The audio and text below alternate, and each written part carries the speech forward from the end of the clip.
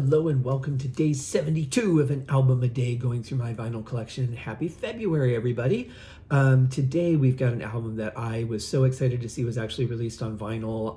Didn't know it was because it came out in 1988, so it was right around that time that vinyl was being pressed a lot less, CDs were starting to take over, and so anyway, I was really excited to find out that this was re-released. I've got it on 180 gram double vinyl, which is cool.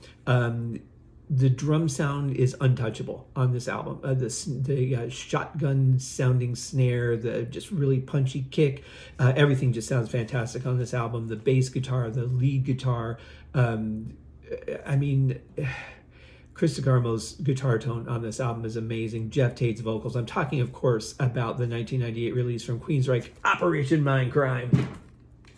This album, love the cover. I've always thought that this looks like Barry Dennen, who played Pontius Pilate in Jesus Christ Superstar, the movie and the soundtrack, but it's not. And then we have like this, looks like a scene from World War II Germany. Then this actually looks like the engine icon to me from a car, like when their check engine light comes on.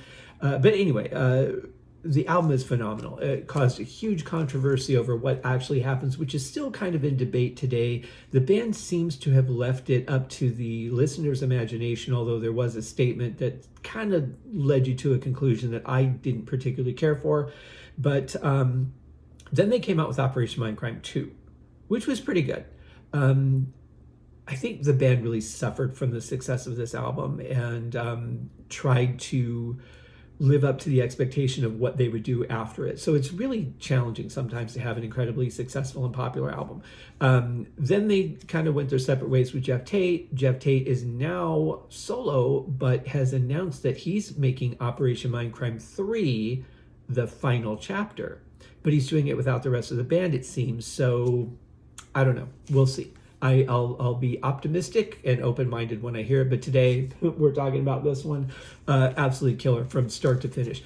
It's a blast to play drums to. It's a blast to sing, even if you don't have a good vocal range. It's just, there's so much fun stuff on this album. The tracks are amazing. The vinyl actually is really nice, and it's kind of hard to see, but there are actually like pictures that are, it's such a dark gray on the black that they're kind of hard to notice, but you can see them a little bit in there.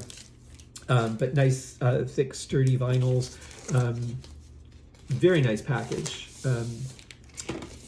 Nice thick spine. Helps if I have the right side pointed to you, doesn't it? Back cover is kind of a continuation of that picture that looks like World War II. This is not a gatefold, but is thick because both of the albums were just in the one sleeve. Of course, we have completely unreadable. I mean, it's readable, but it's all in just one giant block. So it's like, trying to pick out what you're looking for is not the easiest thing. Then, of course, we have this lovely picture of the band. On the second one, we have just the logo with some words at the bottom. And then on the back, it says, I remember now, I remember how it started. I can't remember yesterday. I just remember doing what they told me, which is how the album opens. Of course, there's that classic, I don't know what you would call it. It's like the Wilhelm scream of hospital banter, paging Dr. Blair, Dr.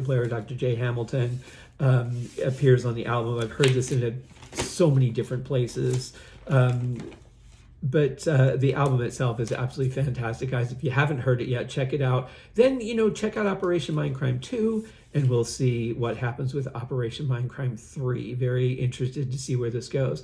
So today is, Saturday. We're 2 days away from the launch of Deep Purple Smoke on the podcast, which I'm very excited about. I'm bouncing 5 episodes into your feed on day 1. So Monday, you will have 5 episodes of Deep Purple Smoke on the podcast. If you are subscribed to the show on any number of podcast outlets, whether it's Apple Podcasts or Spotify or anywhere that you can get the show, there is a feeder episode available now, which just kind of explains the expectation I'm setting for the show, how it's going to be slightly different from the Uriah Heep podcast that I did, but a similar format. coming to you Monday, Tuesday, Thursday, and Friday of every week for the next 15 or so months. And then, of course, on Wednesdays, we have the Haskincast podcast with some bonus episodes coming at you here and there, depending. I've got a couple of box set reviews from Cherry Red Records coming up, which are a lot of fun, and some cool guests and some great conversations and album reviews and stuff. So 5 days a week coming at your feed, gives you something to listen to on your commute, walking your dog, out for your morning jog, whatever it is that you're doing. If you want to hear a podcast of me rambling on about whatever topic I'm rambling about. So anyway, you guys have a great weekend. We'll see you tomorrow for another episode. Have a great day, guys. Cheers.